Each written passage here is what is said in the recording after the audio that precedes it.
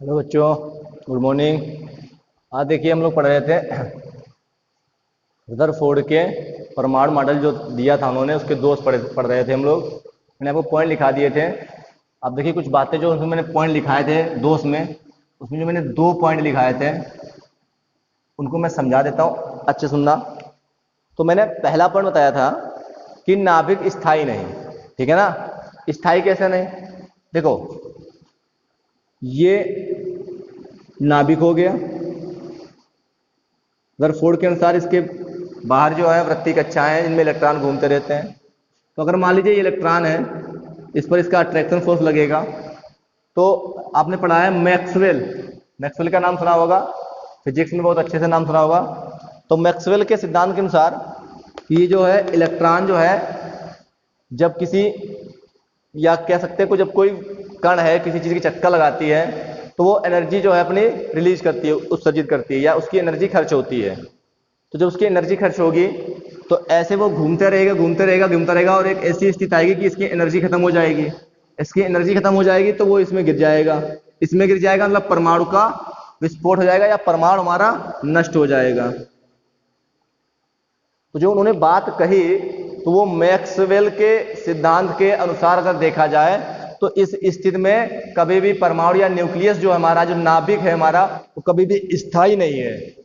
भाई देखिए, अगर हम ही है अभी कोई एक रस्सी में, एक पत्थर में एक डोर बांध ले, उसको ऐसे घुमाए, ठीक है ना। घुमाने के बाद में मैं उसको किसी व्यक्ति को पकड़ा दूं, कह दो लो आप पकड़ लो, अब ये घूमता रहेगा, ऐसा कभी है? कभी नहीं है, ठीक है ना। जब तक मैं उसको घुमाता रहूंगा तब तक मैं उस पर फोर्स लगाता रहूंगा, तब तक वो घूमता रहेगा। लेकिन एक स्थिति ऐसी आएगी कि मेरी एनर्जी जो है खत्म हो जाएगी, घूमने की एनर्जी, उसको घुमाने की एनर्जी खत्म हो जाएगी। जैसे एनर्जी खत्म होगी तो वो धीरे धीरे जो है, अगर आपने छोटा सा ले रखा है तो वो धीरे धीरे धीरे धीरे क्या करेगा, वो और भी पास आता जाएगा आपके पास। अगर बड़ा ले रखा है तो कोई बात नहीं, वो आपके नहीं टच होगा। लेकिन अगर आपने छोटा सा ले रखा है तो वो आपके टच होने लगेगा हाथ में। तो वो मतलब क्या हुआ कि यहाँ पे परमाणु वो छोटा है, तो उसके अंदर जो इलेक्ट्रॉन घूम रहे हैं नाभिक के चारों ओर, तो वो अपनी ऊर्जा का उत्सर्जन कर रहे हैं। तो एक समय ऐसा आएगा मैक्सवेल प्लांक के अनुसार कि इलेक्ट्रॉन नाभिक में गिर जाएगा, जिससे न्यूक्लियर नष्ट हो जाएगा। न्यूक्लियर नष्ट हुआ यानी कि परमाणु नष्ट हो जाएगा हमारा। यानी कि न्यूक्लियर के स्थायी होने की कोई भी घटना रदरफोर्ड के परमाणु मॉडल में नहीं मिली। पहला ये दोष था इनका। दूसरा था इनका रेखीय स्पेक्ट्रम। तो रेखीय स्पेक्ट्रम क्या होता है वो समझिए आप। देखिए, जैसे कि मान लीजिए हमारे पास में ये एक पात्र था जिसमें मैंने एक गैस भर दी है, मान लीजिए हाइड्रोजन गैस भरी है या हीलियम गैस भरी है, और उस पर मैंने प्रकाश डाला है, मतलब एक वाइट सफेद लाइट डाली है, सफेद लाइट, ठीक है ना। तो आप जानते हो जब किसी प्रकाश की किरण को जब हम जैसे कि प्रिज्म में से गुजारते हैं तो वो 7 रंगों में विभक्त हो जाती है। तो ऐसे जब इसको किया गया तो यहां पर इसको जब गुजारा गया तो 3 रंग मिले, मतलब कौन से मिले वो जरूरी नहीं, 3 रंग मिले। मान लीजिए, मान लेते हैं लाल मिला, पीला मिला और हरा मिला, बाकी जो रंग थे उसमें गायब थे, ठीक है ना। अब लाल बहुत अधिक था, ये अधिक था, ये कम था, ये बहुत कम था, और बाकी के रंग तो बिल्कुल ही नहीं थे, ठीक है ना। तो अगर रदरफोर्ड का परमाणु मॉडल सही था तो ये जो कलर थे सभी मिलने चाहिए थे। जैसे कि उसमें 7 रंग मिलते हैं, जब किसी प्रकाश की किरण को प्रिज्म में से गुजारते तो 7 रंग मिलते हैं, तो वो 7 रंग मिलने चाहिए, लेकिन नहीं ऐसा था। 3 रंग मिले जिनमें से एक बहुत अधिक था, एक बहुत कम था, और एक तो बिल्कुल ही कम था, और बाकी तो कलर थे ही नहीं उसमें। फिर इसके अंदर हीलियम के स्थान पर हाइड्रोजन गैस भरी गई, तो वहां पे जो है ये कलर छोड़कर, मान लीजिए हाइड्रोजन जब गैस भरी गई, हाइड्रोजन गैस, तो बैंगनी, बैंगनी, नीला, ठीक है ना, और लाल मिला।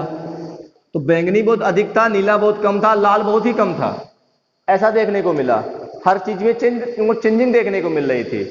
तो ये घटना हो रही थी, वो चीज जो थी, ये घटना सतत स्पेक्ट्रम को बता रही थी। जबकि जो रदरफोर्ड की जो बात थी वो रेखीय स्पेक्ट्रम, परमाणु मॉडल जो रेखीय स्पेक्ट्रम को बताता है।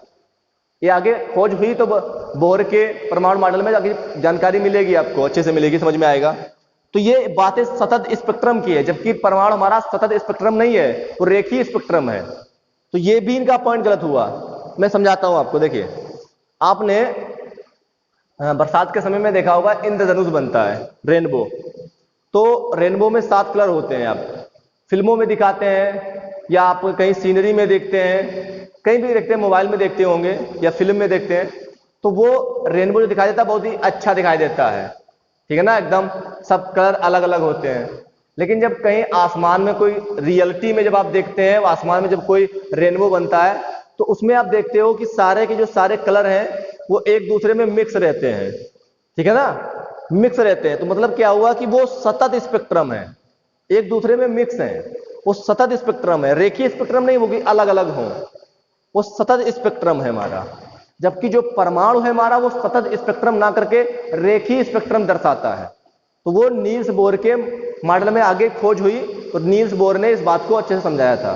तो ये तो जो कमियां थी जो मैंने लिखा दी थी, समझा नहीं पाए थे, वो मैंने आपको समझा दी। न्यूक्लियस क्यों स्थायी अस्थायी है, स्थायी क्यों नहीं है, वो भी मैंने बता दिया। और रेखीय स्पेक्ट्रम क्या होता है वो भी मैंने बता दिया। अब आगे की जो घटना है वो हम नील्स बोर के परमाणु मॉडल में समझेंगे, पढ़ेंगे। तो अगले डालिए नील्स बोर का परमाणु मॉडल। क्या मैंने बोला है? नील्स बोर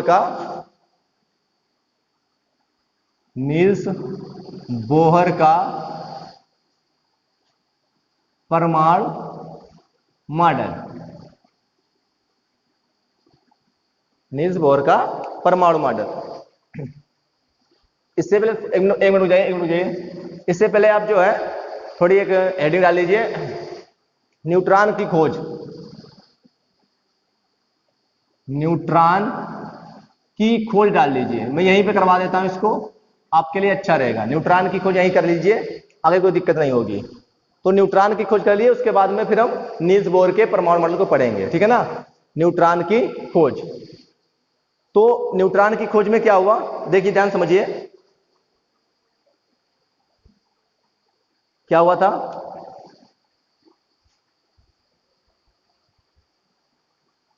न्यूट्रॉन की खोज में जो हमारे साइंटिस्ट थे, उन साइंटिस्ट का नाम था जेम्स चैडविक।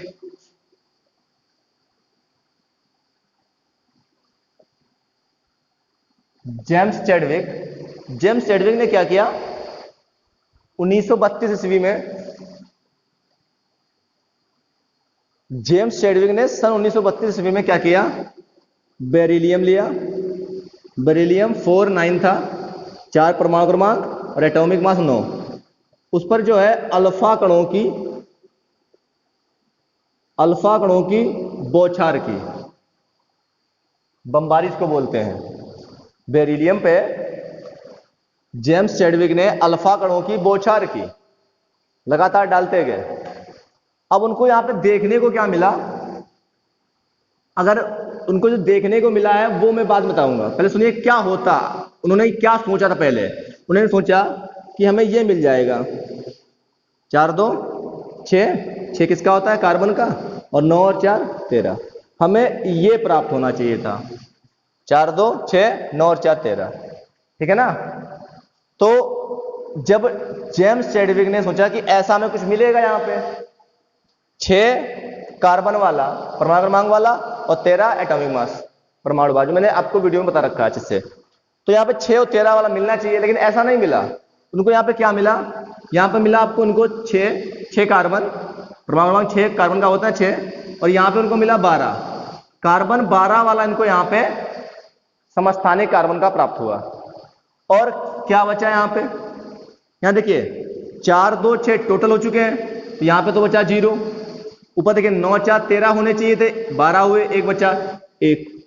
और यहाँ पे उन्होंने एन लगाया, जिसको उन्होंने न्यूट्रॉन नाम दिया था, न्यूट्रॉन का एन। तो उन्होंने जो है एक, अब यहां से क्या किया था वो देखिए।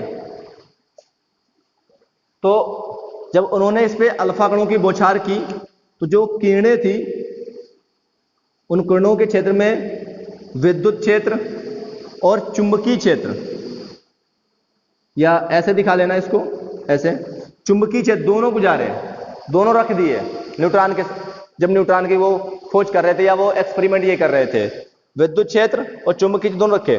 तो ये किरणें ना तो प्लस की ओर आकर्षित हो रही थी ना ही माइनस की ओर आकर्षित हो रही थी। तो जब ना प्लस की ओर आकर्षित हो ना माइनस की ओर आकर्षित हो तो ऐसी किरणें क्या कहलाती है? उदासीन। ना ही प्लस है ना ही माइनस है, ठीक है ना, ना ही प्लस है उन पर और ना ही माइनस है, वो उदासीन है, न्यूट्रल है पूरी।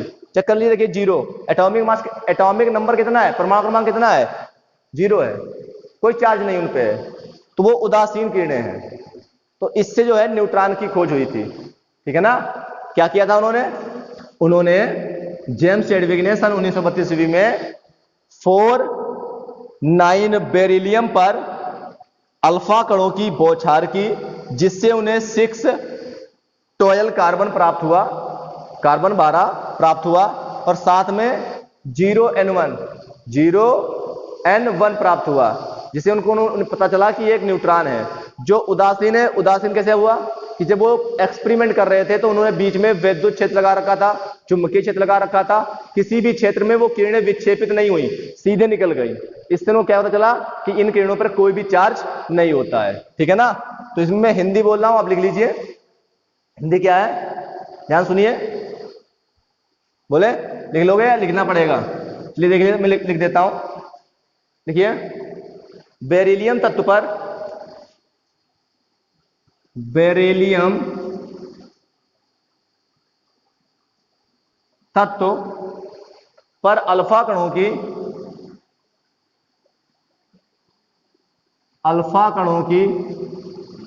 बेरिलियम तत्व पर अल्फा कणों की बौछार करने पर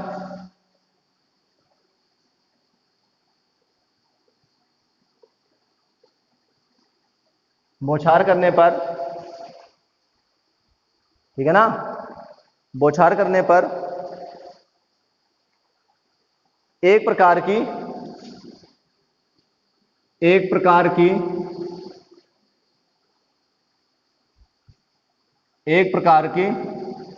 भेदी किरणें निकलती हैं, भेदी किरणें निकलती हैं,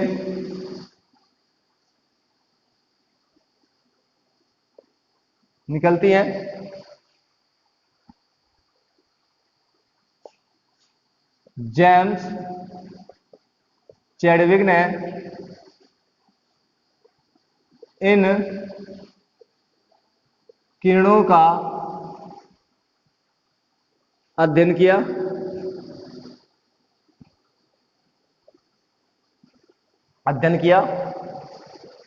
इन किरणों का अध्ययन किया और देखा कि ये किरणें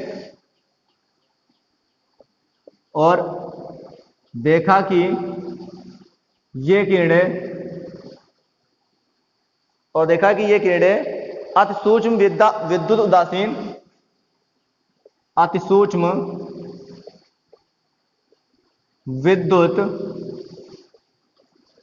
उदासीन कणों से मिलकर बनी है। विद्युत उदासीन होने के कारण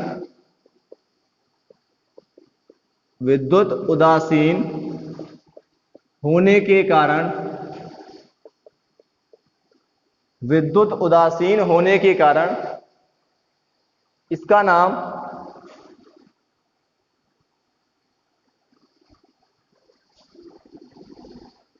नाम न्यूट्रॉन रखा। वही लिख दीजिए पूरा, 49240N1, ठीक है ना। ये नोट कर लीजिए आप फटाफट।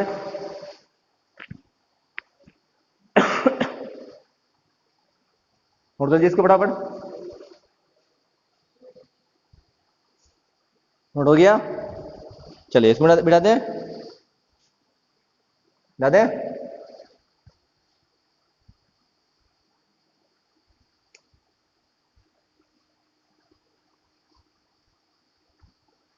अब हम डालिए बोहर का परमाणु मॉडल। अब हम डालिए बोहर का परमाणु मॉडल। हेडिंग क्या है? बोहर का, नील्स बोहर, जैसे भी लिखना चाहो कोई दिक्कत नहीं है। नील्स बोहर या बोहर का, जैसे बोहर का नाम ज्यादा आता है, बोहर केवल, नील्स बोहर का परमाणु मॉडल।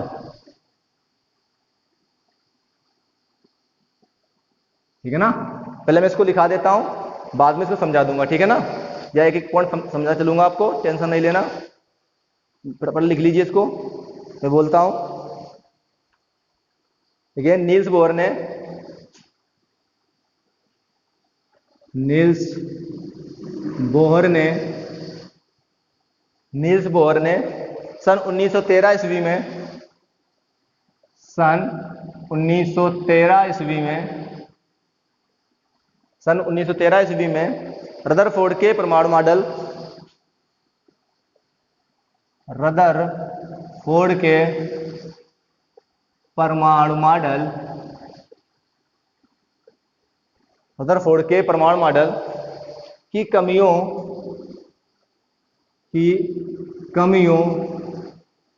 को दूर करने के लिए एक नया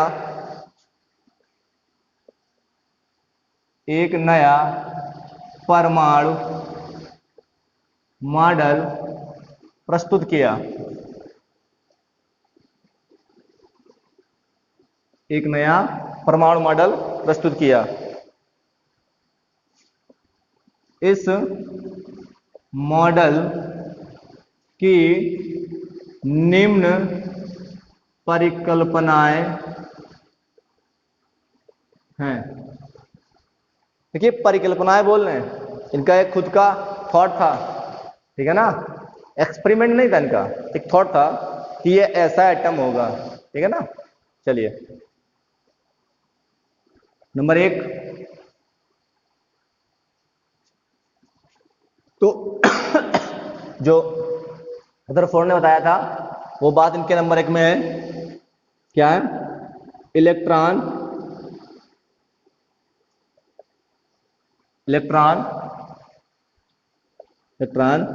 नाभिक के चारों ओर, इलेक्ट्रॉन नाभिक के चारों ओर वृत्तीय कक्षाओं में, इलेक्ट्रॉन नाभिक के चारों ओर वृत्तीय कक्षाओं में घूमते हैं।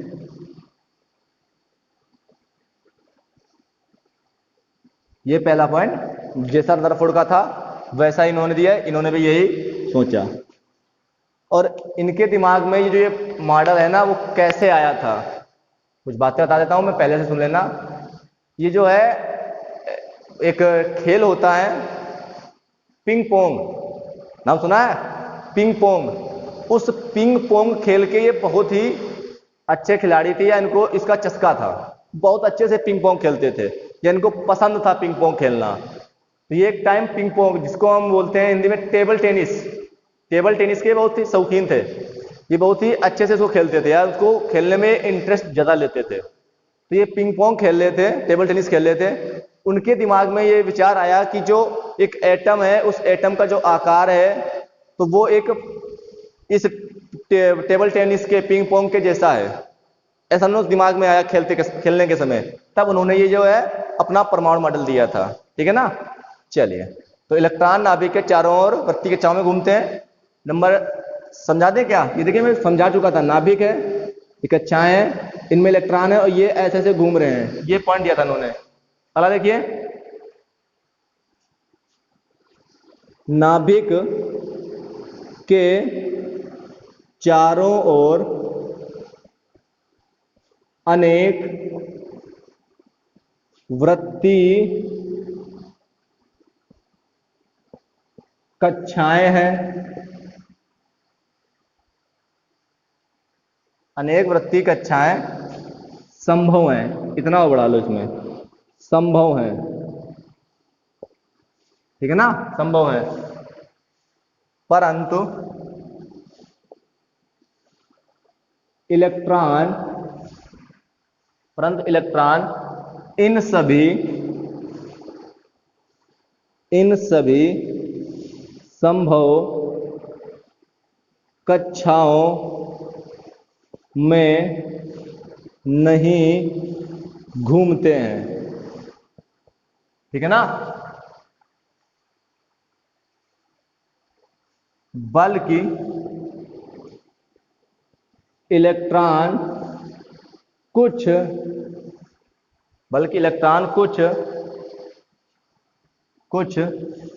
निश्चित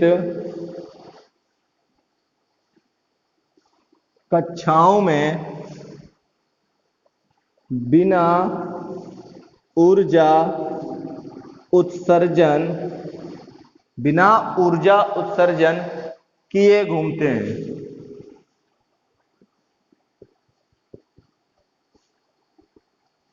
मतलब इलेक्ट्रॉन नाभिक के चारों ओर घूमते हैं और वो ऊर्जा उत्सर्जित नहीं करते हैं। इन्होंने मतलब मैक्स प्लांक जो थे हमारे उनके सिद्धांत को भी इन्होंने खंडित कर दिया। उन्होंने कहा उससे कि कोई लेना देना नहीं हमें। उन्होंने क्या कहा, वो क्या कहते हैं, क्या नाम सिद्धांत क्या है, उससे वो भाड़ में जाए। उन्होंने कह दिया कि इलेक्ट्रॉन, उनका कहना क्या है कि जब कोई चीज घूमती है तो वो ऊर्जा का उत्सर्जन करती है। फिजिक्स में आप पढ़ोगे, लेकिन उन्होंने कहा कि यहां पर वो बात ही उन्होंने उसकी हटा दी। ठीक है ना, तो उन्होंने क्या कहा है कि जो इलेक्ट्रॉन नाभिक के चारों ओर घूम रहा है वो ऊर्जा जो है उत्सर्जित ही नहीं करता है। ये पॉइंट नंबर 3 था। ठीक है ना, पॉइंट नंबर 3 देखिए।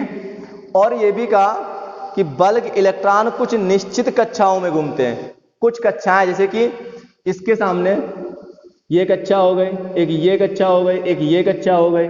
तो इलेक्ट्रॉन कुछ निश्चित कक्षाओं में, जैसे कि मान लीजिए इसमें है, यहां पर एक और होगी, यहां पर भी एक और होगी, तो इलेक्ट्रॉन इनमें नहीं घूमते। इनमें कुछ निश्चित, जैसे कि इसमें हो गया, इसमें हो गया, इसमें हो गया, सभी कक्षाओं में नहीं घूमते। कुछ निश्चित कक्षाएं उनमें घूमता है इलेक्ट्रॉन।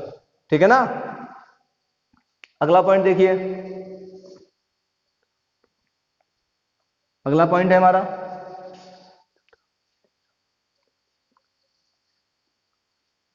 इलेक्ट्रॉन सभी वृत्तीय कक्षाओं में नहीं घूमते हैं, बल्कि उन कक्षाओं में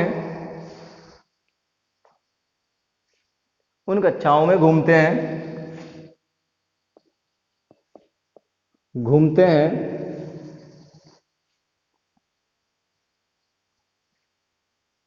उन कक्षाओं में घूमते हैं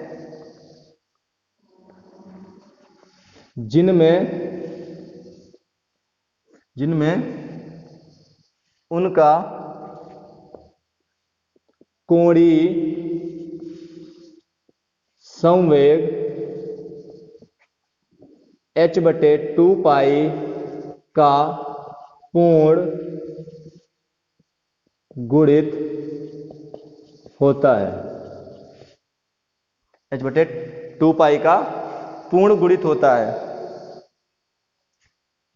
ये कक्षाएं निश्चित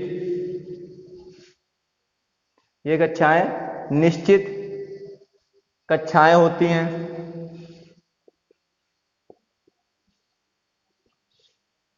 निश्चित कक्षाएं होती हैं, ये कक्षाएं निश्चित कक्षाएं होती हैं। इन्हें स्थायी कक्षाएं कहते हैं। ठीक है ना, हो गया। तो ऊपर वाला लिख गया होगा, पूरा मिटा देता हूं, फिर तुमको मैं ये समझाता हूं। देखिए इन्होंने क्या बताया, समझिए उसको, ध्यान समझना अच्छे से। इन्होंने क्या पॉइंट दिया है हमें वो समझिए। ठीक है, इन्होंने कहा है कि इलेक्ट्रॉन सभी वृत्तीय कक्षाओं में नहीं घूमते हैं, बल्कि उन कक्षाओं में घूमते हैं जिनमें उनका कोणीय संवेग h/2 पाई। देखो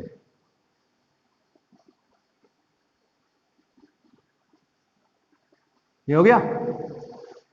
अब देखो ये पहली है h/2 पाई पहला, ये दूसरी है तो 2h/2 पाई, ये तीसरी है तो 3h/2 पाई, ये चौथी है तो 4h/2 पाई। ऐसी कक्षा है, मतलब उनका पूर्ण गुणित है। देख लीजिए पूर्ण गुणनफल है 1 2 3 4, एक पूर्ण गुणित है। मतलब कहने का अर्थ यह है कि 3/2 h/2 पाई लिखा है, इसको क्या लिखेंगे 3/2 को 1.5/2 पाई। ऐसी कोई कक्षा नहीं है, 1.5 वाली कोई कक्षा नहीं है। कक्षा 1 है, कक्षा 2 है, कक्षा 3 है, कक्षा 4 है। कभी क्लास में देखा है कि कक्षा 1 के बाद 1.5 आ जाए? नहीं ना। अगर आप फेल हैं तो कक्षा 1 में रहेंगे, पास हैं तो कक्षा 2 में जाएंगे। ऐसा नहीं कि अगर आप फेल हो गए तो 1.5 में जाएंगे, 2 में नहीं नाम लिखा सकते। कभी देखा ऐसा है? कभी नहीं होता है। तो कुछ निश्चित है, जैसे कि मैं बता दूं, जैसे कि मान लीजिए कहीं पर एक बैच चल रही है, कोचिंग चल रही है, ठीक है ना। तो वहां पे कई सीटें पड़ी हैं, तो सीटों को मैंने पहले एक सीट लगवाई ऐसे, फिर मैंने 2 मीटर की दूरी कर दी अगली सीट लगवाने के लिए, फिर मैंने तीसरी सीट लगवाई तो उसमें मैंने 3 मीटर की दूरी कर दी, फिर मैं 4 मीटर की दूरी कर दी, फिर 5 मीटर की दूरी कर दी, ऐसे बीच बीच में दूरी कर दी सीटों के और लाइन से लगवा दिया, ठीक है ना। तो मैंने कहा कि जो 90% वाले हैं वो आगे बैठेंगे। तो अब 90% वाले जितने हैं, 90 वाले हाई स्कूल में जिनके 90% नंबर आए वो सब आगे बैठेंगे। तो ऐसा नहीं है कि जिनका, तो अगली जो है पहली सीट हो गई, इस पे 90 वाले हो गए। अगली जो सीट मैंने कह दी कि जो इनके बीच में जो हमने 2 मीटर की दूरी रखी थी, फिर 3 मीटर की, और फिर मैंने 4 मीटर की दूरी रखी थी, तो इस पे मैंने कहा 90, तो इस पे 90 वाले बैठेंगे। इस पे मैंने कह दिया 80 वाले, तो 80 वाले बैठेंगे। इस पे मैंने कह दिया 70 वाले, तो 70 वाले बैठेंगे। इस पे मैंने कह दिया 60 वाले, तो 60 वाले बैठेंगे। ये मैंने फिक्स कर रखी है। अब ऐसा नहीं है कि किसी के 75 आ गए तो मैं उसको यहां पे उठा के बिठा दूं, बीच में कहीं एक लाइन बनवा दूं, उसमें बिठा दूं। ऐसा नहीं है, मेरे पास वो 75 वाली सीट ही नहीं है। मेरे पास सीट कौन सी है? 90 वाली है, 80 वाली है, 70 वाली है और 60 वाली है। तो जो 75 वाला है वो कुछ ऐसा करे, या तो उसकी एनर्जी कितनी हो जाए, 70 हो जाए या 80 हो जाए, ठीक है ना। अगर 80 हो गई, एनर्जी ज्यादा हो गई, तो अपनी अगली कक्षा में कूद जाएगा वो। एनर्जी ज्यादा, जिसमें एनर्जी ज्यादा होगी, जैसे कि 75 थे, अगर 80 हुए तो वो यहां आ जाएगा, 70 हुए तो वो यहां आ जाएगा, ठीक है ना। क्लियर पॉइंट है। तो ये बात थी यहां पे। उन्होंने कहा फिक्स है, निश्चित ऊर्जा होगी, ठीक है ना, और निश्चित कक्षाएं होंगी। इलेक्ट्रॉन सभी जगह पे नहीं है, कुछ निश्चित जगहों पर है, सब उन्होंने निश्चित कर दिया। ये था इनका एटॉमिक मॉडल। और कहा कि पूर्ण गुणित होना चाहिए, h/2 पाई का पूर्ण गुणित होना चाहिए, यानी एक पूर्ण संख्या होनी चाहिए। यहाँ पे 1.5 कोई पूर्ण संख्या नहीं है हमारी, ये आप अच्छे से मैथ में पढ़ चुके हो 6 7 8 में, पूर्ण संख्या। तो यहाँ पे 1 2 3 4, फिर उसके बाद 5, या तो 1 हो या उसका डबल हो या इसका ट्रिपल हो या इसका 4 हो, 4 गुना हो, तो ये सब ठीक है, पूर्ण गुणित है। लेकिन अगर 1.5 2.5 ऐसी कोई कक्षा नहीं है, ऐसा कोई भी पूर्ण संख्या नहीं है, पूर्ण गुणित नहीं माना जाता वो हमारा। क्लियर हो गया। अब यहां पे लिखा है कोणीय संवेग। फिजिक्स में पढ़ा हो कोणीय संवेग? नहीं पढ़ा है तो मैं बताऊंगा आपको। ये आपके जो पॉइंट है इनको नोट कर लीजिए फटाफट, ठीक है ना। बाकी जो बचे हुए पॉइंट वो अगले वीडियो में करवाएंगे। नमस्ते, और भी समझाएंगे इसके बारे में।